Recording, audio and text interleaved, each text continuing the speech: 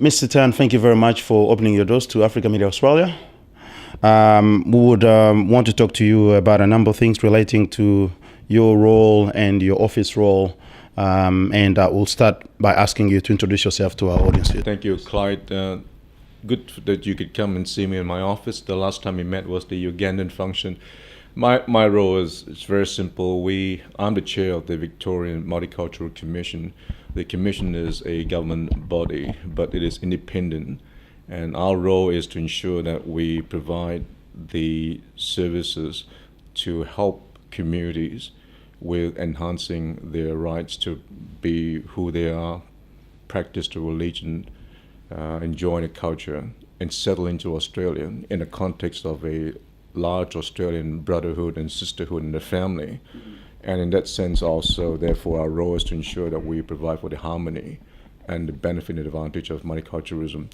It's a big role. We don't provide services as such, so we don't go out and have programs.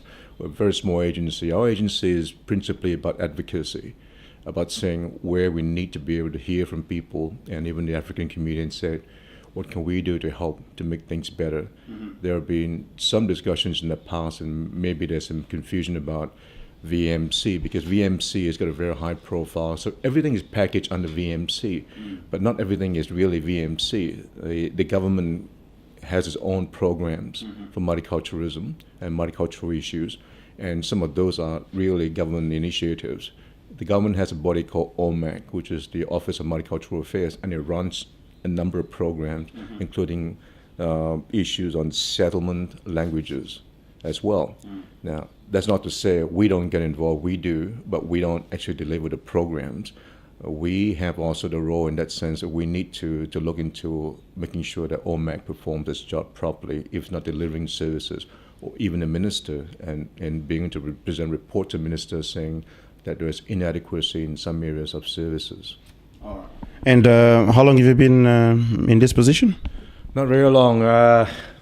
Last September, so it's a year and a month, thereabout. It's a 4-year term appointment, so I got about 3 years more to go. And how's things going so far? Not complaining, enjoying it, and enjoying being out in the African community, but they don't invite me enough. There's probably some views that they don't know me enough, but for those who know me, they know me. But for those who haven't obviously not involved me, I'd say please do that, because I like to be out in the African community more, and not just for formal Independence Day function, but by and large on normal occasion. And I was very happy to be able to go up with Absalom from I Empower. One Friday afternoon, we spent about 4 hours going to visit some places in Kensington, Footscray, and also visiting some housing estate, families there, and talking to people right across. Now that is very enjoyable, and you get a lot of information, you get a lot of issues coming through, which are important for us to get to understand. All right. Well, I guess as they get to know you, including through this, interview we're doing, there certainly will be people out there raising their hands, wanting you to attend the event. I'm happy for that. I've got a very open door policy. I go to communities, Indian, Chinese, Nepalese, and I invite them come and talk to me. And I've done that. I've been to a Sudanese function, and I said to leaders, come and talk to me, and they have done that. And I appreciate that, because that dialogue is terribly important. Sometimes I can't just go and intrude myself, but it's important for communities to engage me as well and tell me what are the issues. I'm not a government police as such. We're here to help communities. In that sense, we can provide the advocacy role that is important for what we do, to provide communities with some kind of access. Sometimes community thinks that they don't have the capacity to do certain things. They should come to us first. If it doesn't work, well, they've tried. But by and large, we are supposed to be a bit fearless as well and courageous, and we are doing that, but only if the issues are there. Obviously, we are unbiased.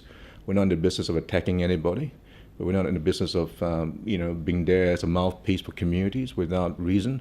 We're there to support both communities and the government and service providers, but we need to hear from people right across all communities, even the African communities, know what the problems are out there.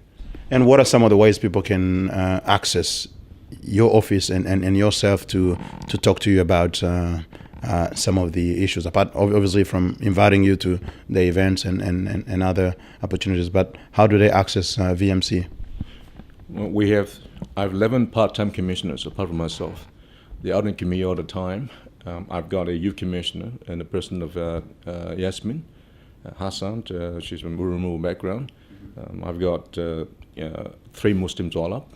There's a Turkish and there's also Egyptian and a person of Yasser Solomon. You'll probably come across Yasser, and Croatians and Polish, right across and out in community as well. And they could be accessed through them.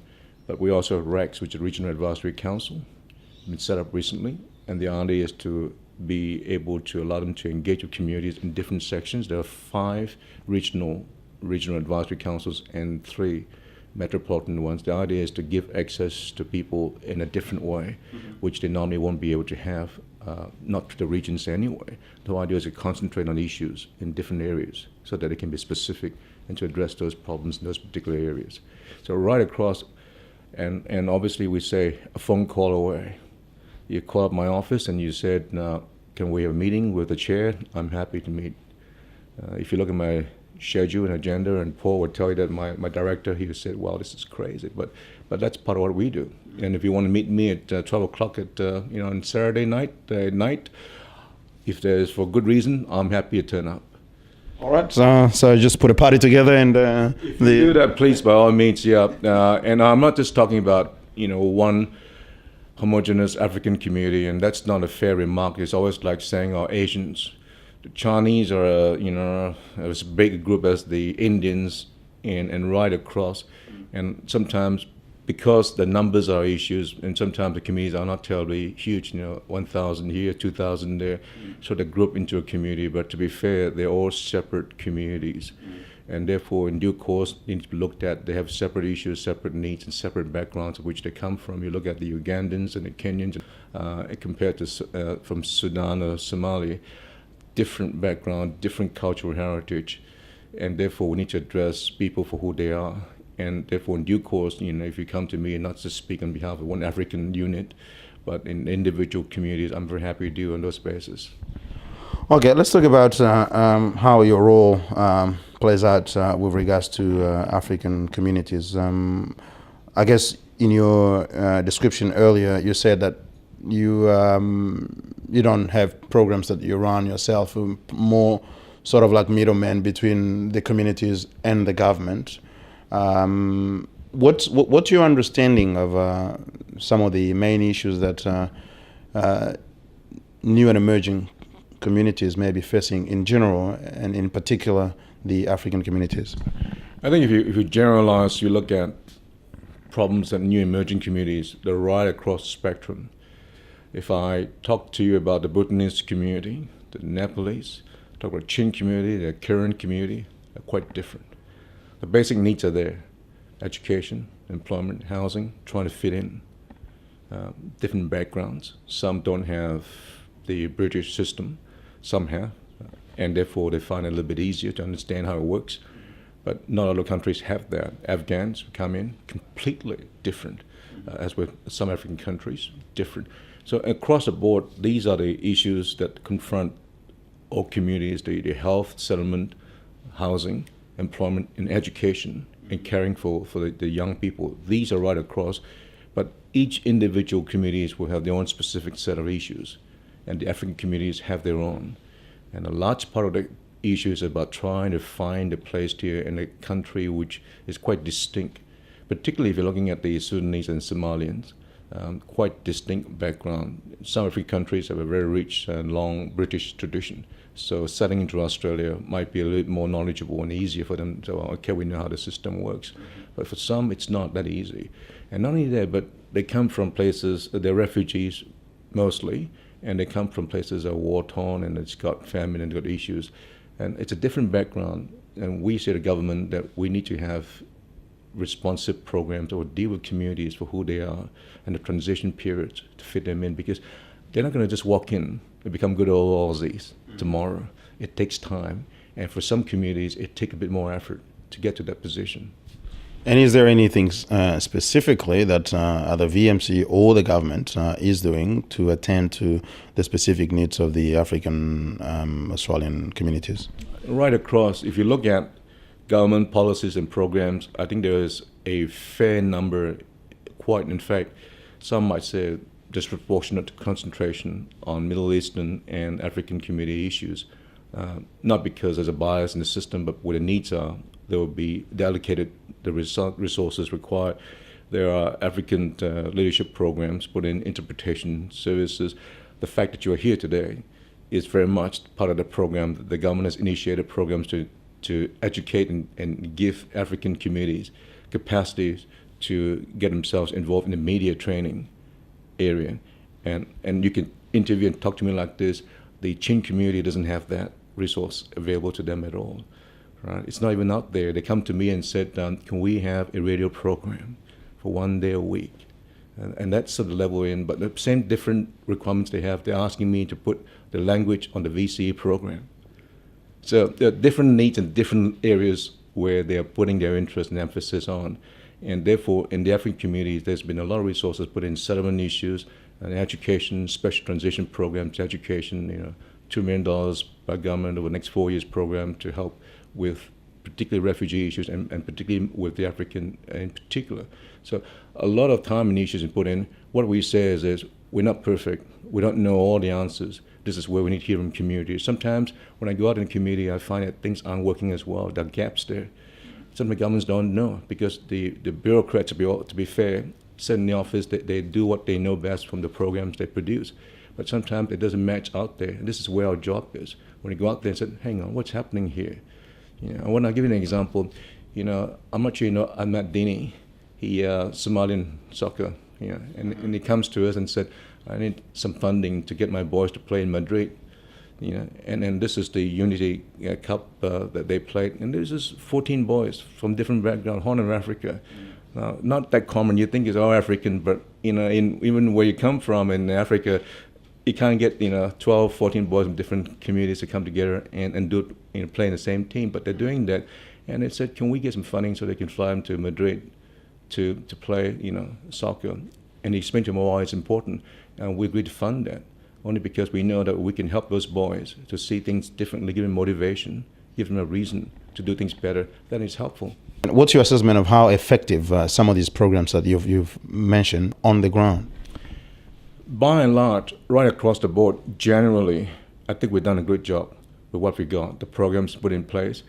They're not all there. I'd like to see more things put in place, but resources are always limited, and we need to be able to ensure that we put resources where it counts. This is where we have consultation is right across Victoria, and I'm sure the African communities have been to some of the consultation. The idea is this: tell us what's inadequate. Tell us what is out there is not working. Tell us what is required. Now, we're not going to say this because you tell us we're going to do it. We're saying we'll assess those, and then we'll do some research if we need to, and then we'll tell government that, yep, these are the areas that require some support. And this is what we do to be able to direct the government those results of our consultations. And you've just completed a round of consultations. What's your sense of the situation there? Okay. I think basically, it's not a case that it's not a case that it's nothing new, but there are always the basic requirements about what people believe are important issues for them. There are housing issues, there are education, there are access to welfare programs. They may seem mundane to a lot of people, but when you go out in the community, they're very important issues for them. So right across, you get these issues coming, even about transport. And when we look at the information that comes back, we'll collate them. And there are what we call systemic issues. We can't be involved in case by case because that's not our job, and we don't have resources for that. I like to be, and sometimes I do pick up 1 or 2 cases and I run with it because for me it's important to do that because it's come to my attention. But what we do is systemic issues. If transport is a problem in Dandenongs or in Sunshine or Flemington, then we want to be able to address that as an issue that will help the community to get along and get access and to have some equity issues put in for people to be able to move around and get things done. All right. That's been a good description of some of the things you do. We'll talk a little bit more about some of the criticisms that you hear from time to time about VMC. you.